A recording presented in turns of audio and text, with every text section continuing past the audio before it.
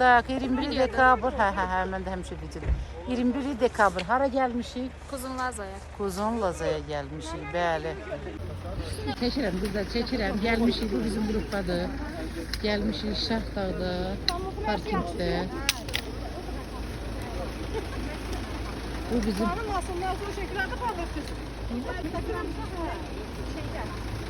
Bu Heydər müəllim, Sona xanım. Tak что.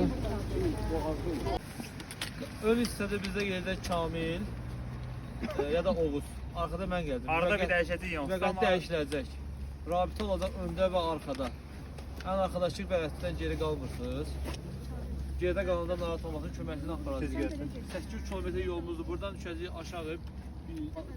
Aşağıdan da qalxacaq dağın üstünə. 3 dənə dağ aşağıdan sonra təxminən 800 kilometrdir, 1300 metr yüksəklikdir ortalama. Çətinliyi olsa, problem olsa xəbər edin. Sağlamlığı ilə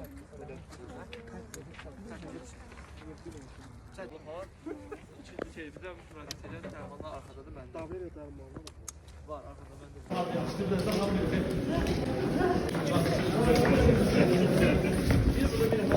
Hələ də qaçıram onu. Bir-birən nədənsə mən elə yeriyim amma Yavaş, yavaş.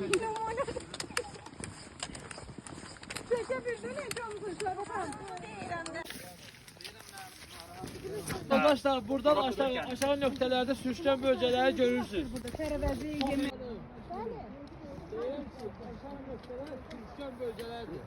Çox ehtiyatla. Mən sənin yanında. Bax ne görürük. Sona hardadır?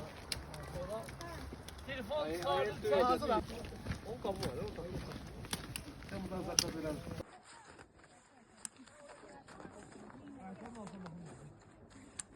Boş bir şey. Dağda maşına.